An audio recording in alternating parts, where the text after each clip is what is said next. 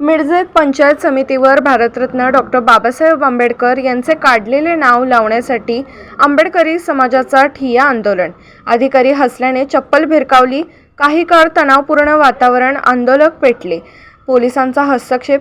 मिरजेतील पंचायत समितीच्या प्रशासकीय इमारतीवरील लावलेले नाव रातोरात हटविल्याच्या घटनेनंतर शहरात गेले 4 दिवसांपासून तणावपूर्ण वातावरण कायम आहे. या पार्श्वभूमीवर आज सकाळी आंबेडकरी समाजाच्या वतीने पंचायत समिती कार्यालयासमोर ठिय्या आंदोलन करण्यात आले. आंदोलन सुरू असताना पंचायत समितीतील एकही वरिष्ठ अधिकारी कार्यालयात उपस्थित नसल्याचा आरोप आंदोलकांनी केला. आंदोलकांचे म्हणणे होते की गटविकास अधिकारी BDO यांनी निवेदन स्वीकारण्याऐवजी कार्यालयाबाहेर जाणे पसंत केले. त्यामुळे आंदोलक तब्बल 4 तास अधिकारी येण्याची वाट पाहत पंचायत समिती परिसरात ठिय्या आंदोलन देऊन बसले होते. दरम्यान काही वेळाने अधिकारी कार्यालयात आल्यानंतर आंदोलकांनी त्यांच्याशी चर्चा सुरू केली. यावेळी आंदोलक बोलत असताना काही अधिकारी हसल्याचा आरोप करण्यात आला. त्यामुळे संतप्त झालेल्या काही आंदोलकांनी चप्पल भिरकावली. त्यानंतर काही आंदोलकांनी पंचायत समितीच्या प्रवेशद्वारावरून उड्या मारत कार्यालय परिसरात प्रवेश केला. परिस्थिती काही काळ तणावपूर्ण बनली. मात्र घटनास्थळी तैनात पोलिसांनी तात्काळ हस्तक्षेप करून आंदोलकांना शांत केले.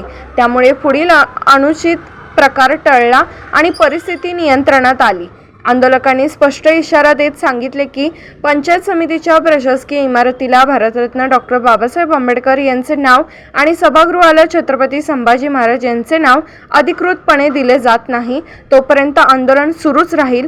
दरम्यान या संपूर्ण प्रकरणावर तोडगा काढण्यासाठी आज जिल्हा परिषद कार्यालयात आंदोलकांच्या शिष्टमंडळाची आणि मुख्य कार्यकारी अधिकारी CEO यांची बैठक आयोजित करण्यात आली आहे. या बैठकीत नेमका काय निर्णय होणार याकडे मिरज संपूर्ण जिल्ह्याचे लक्ष लागले आहे.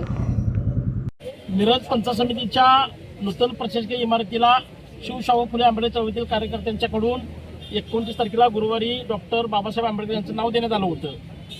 आणि मिरज पंचायत समितीचं जातीवादी प्रशासन म्हणजे इथला जातीवादी विडू सायमुते आणि जिल्हा परिषदेचा जातीवादी CEO विशाल नरवाडे यांनी संगनमत करून भारतरत्न डॉक्टर बाबासाहेब आंबेडकर यांचं नाव व सभागृहाला देण्यात आलेलं छत्रपती संभाजीराजांचं नाव रात्री 12 वाजता या प्रशासनानं ती नावं काढून टाकली.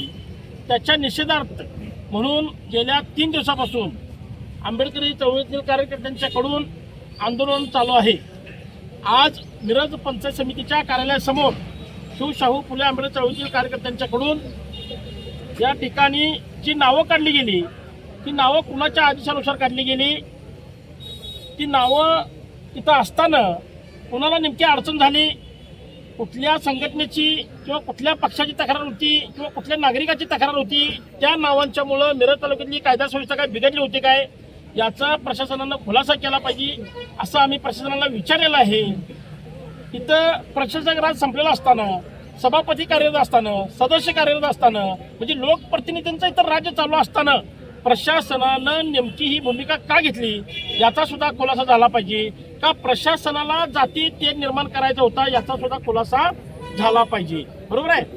त्यामुळं आंबेडकरी समाजाच्या कार्यकर्त्यांच्या भावना लक्षात घेऊन आज जिल्हा परिषदेचे ॲडिशनल CO मनोज जाधव व डेप्युटी CO प्रमोद काळे हे इथं आंदोलकांच्या सोबत चर्चा करण्यासाठी आलेले आहेत.